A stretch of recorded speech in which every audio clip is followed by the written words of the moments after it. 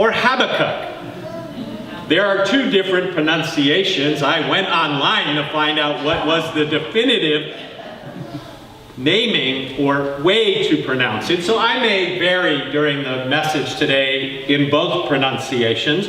How about trying saying Habakkuk 5 times fast? When Allison shared with me that you have been following the narrative lectionary and that this was the assigned text for the first Sunday in Advent, she asked me, Ken, would you like to preach on Habakkuk?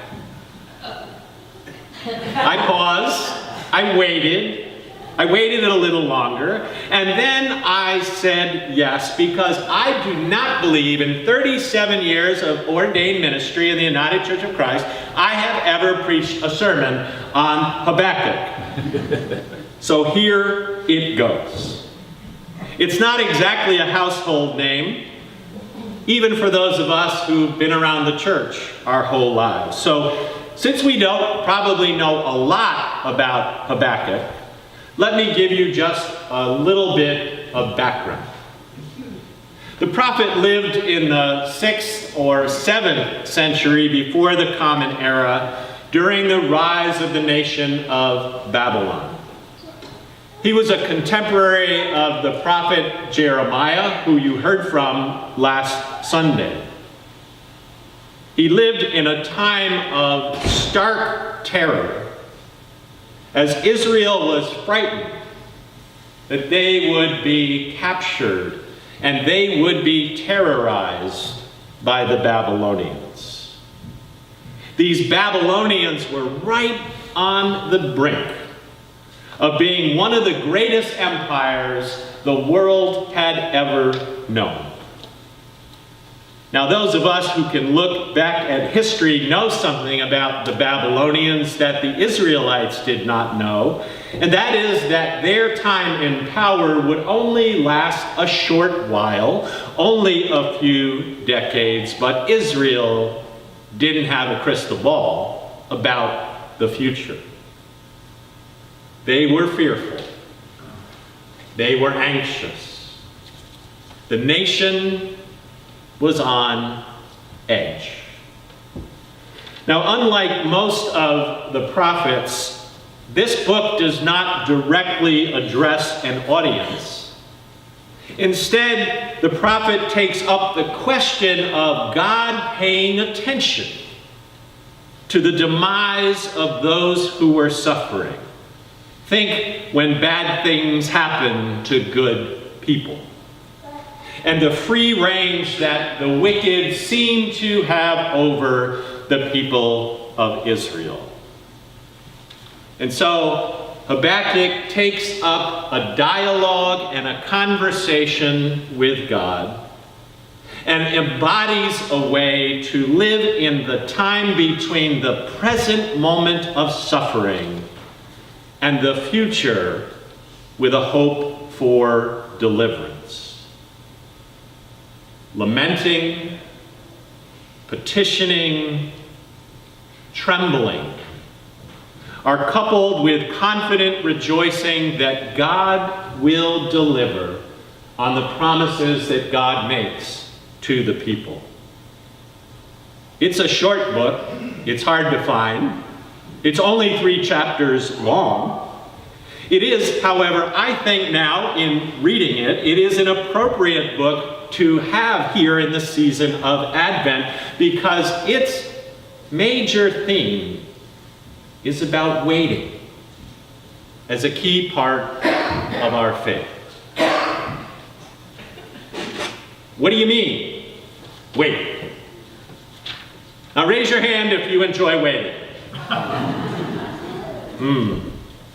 Waiting in line at a checkout, waiting at the doctor's office, waiting to find out whether you passed a test, waiting to see if the loan has been approved for the mortgage, waiting for a medical diagnosis to come through, waiting to play a game. Who enjoys waiting?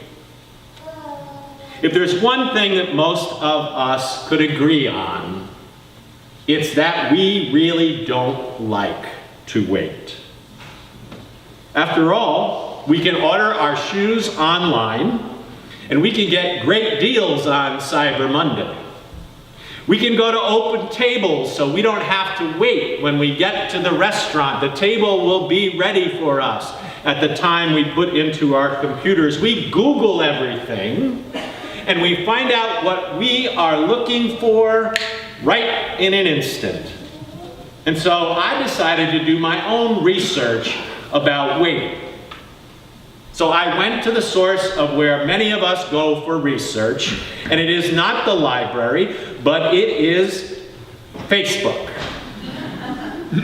So I went on social media a week or so ago, and I posed a question on my own Facebook wall, and the question was this: when you hear the word wait, what is the first thing that comes to your mind? The responses were many. I was actually surprised. I got 75 different responses to the question. The responses fell into two basic categories. One category was the predictable negative response to waiting.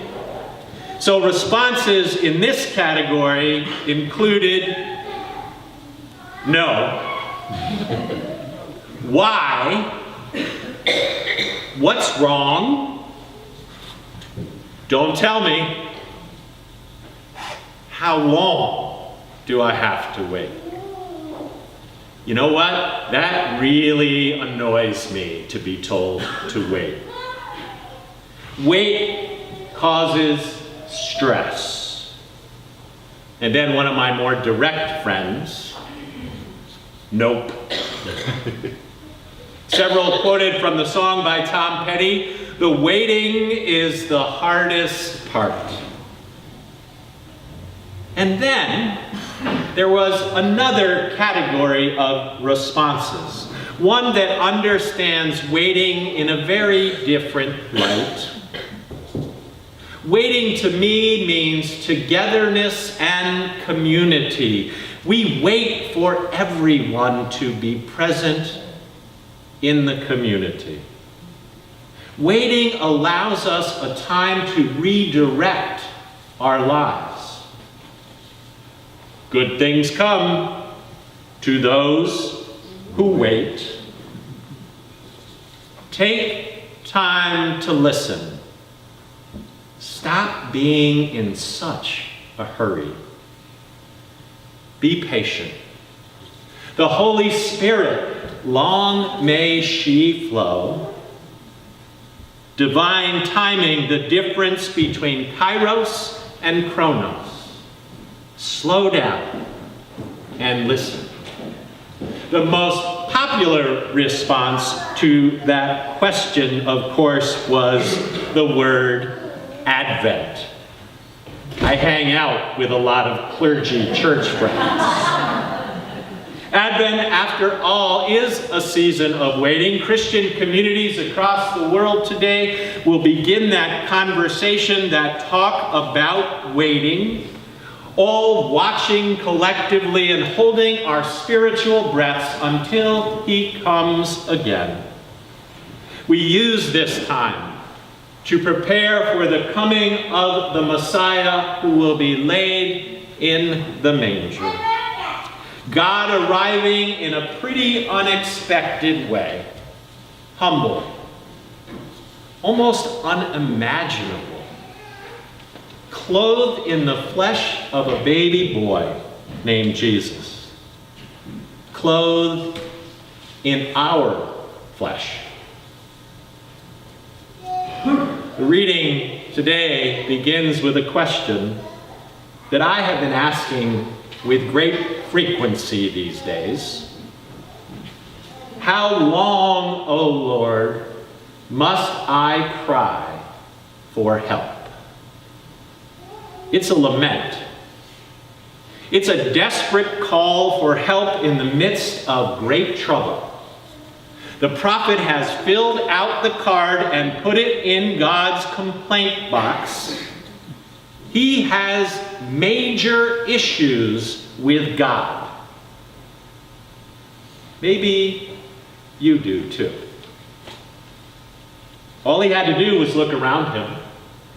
Despite his really hard and fervent prayers, he sees violence, injustice, and he sees wrongdoing everywhere, at every turn, at every headline, at every note that comes his way. Wrongdoing seems to be the narrative of the world in which he lives. The law of God on which he has staked his very life itself seems to be helpless. It doesn't seem to be working. And the wrongdoers look like they've got the upper hand in his time. God's justice is not apparent in the prophet's day. This was not what God intended. God's law, the Torah, was a gift from God for ordering all of Israel's life, and God was to be honored in all things. The prophet is distressed. No wonder he cries out, "How long, O Lord, must I cry for help?" He looked around and was worried. He couldn't turn away, however. He couldn't turn away from the oppression of the marginalized, the dismissal of the poor, dishonest dealings, constant fighting, public conflict, the destruction of the very fabric of social life and interdependence. He called on God to act, to intervene. Come on, God, set things right. Please, God, will you hurry up and do something? There may be nothing worse than speaking and not being heard, than addressing someone who doesn't really listen, and you know when that happens, and they don't actually respond. The prophet might be saying, "Okay, God, come on.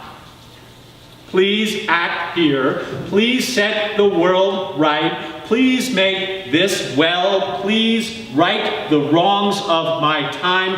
Please stop this evil. Please heal the damage. Please end this conflict. Please change people's hearts. Oh God, please do this." And God answers. The troops of Babylon will overwhelm Israel. I know what I would say to that answer. Are you joking, Yahweh? Are you kidding me?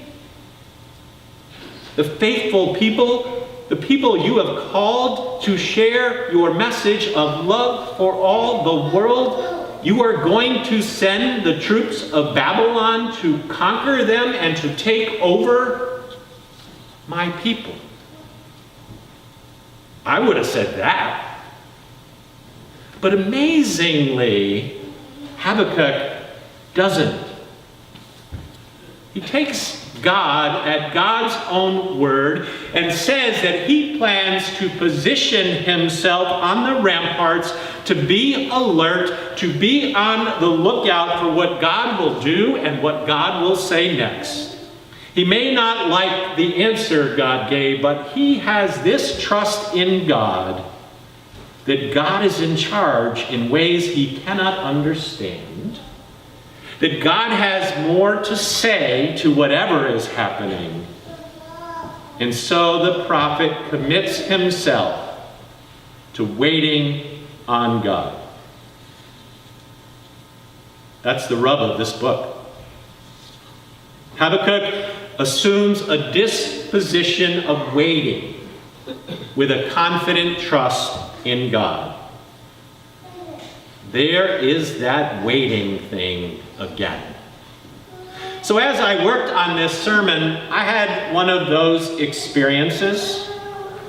I'd started it early this week, and I had a very brief window of time due to my schedule to finish it. And so there I sat, got to work really early so none of the staff would be around to bug me. Closed my office door. It was quiet. I even lit a candle. I booted up my computer, and there it was. The dreaded installation update. It read, I'm not kidding, it read, this installation will take 45 minutes. I didn't know whether to laugh or cry. I actually chose to laugh. I mean, you can't make this stuff up, right? I'm writing a message about waiting to Advent to deliver to you good people, and there my laptop is saying, wait, we're updating. Okay, God, I'm starting to get it. You see, in Scripture, waiting is not an offer to just sit there, do nothing, and twiddle your thumbs while the computer updates, and to complain about it even. Waiting is active, and it is central to the Scriptures. Abraham and Sarah waited 25 years before the birth of their firstborn child. Joseph slogged through 13 years of betrayal, false imprisonment, and abandonment before assuming the leadership of Egypt. Moses spent 40 years tending sheep before God called him to be a deliverer of God's people. David spent 14 years before assuming leadership of the nation of Israel. And Jesus often told the disciples, my hour has not yet come. Waiting is not incidental to the faith. Waiting is the DNA of faith. It requires trust. So God gives Habakkuk a vision. He didn't have his iPad with him, so he couldn't write it down that way. He was told to get a tablet and write down the vision. What was the vision? The righteous live by faith. The righteous live by faith. It's not a program or a list of things to do or a blueprint or some kind of recipe for success. It is discipline. It is waiting on God who we put our trust. We say it every week. We'll say it today. Your kingdom come. Your will be done. And here we are this morning, waiting for God, wondering along with Habakkuk, how long, O Lord? Well, the truth is we don't know. And that doesn't matter. Because our faith teaches us to wait and to trust that in God's good time, God will deliver the promises God makes. When we gather this morning at this table, we gather by faith. We believe that these elements are more than bread and fruit of the vine. We break the bread, we share the cup of Jesus, who is the host of this table, who invites us into the beloved community to make a difference in this God-so-loved world in which we live, trusting in the leading of God to show us the way. We don't gather as individuals around this table this morning. We gather as the community of God's people gathered here and across this globe to break bread and to share the cup together. And so on this first Sunday of Advent, let us wait Expect answers from God. Expect a word. Expect a sign from God. Let's wait together on the ramparts as one. Let's watch for the miraculous unfolding of the advent of God in flesh, living and walking and working the light of life-giving faith. O come, Emmanuel. Amen.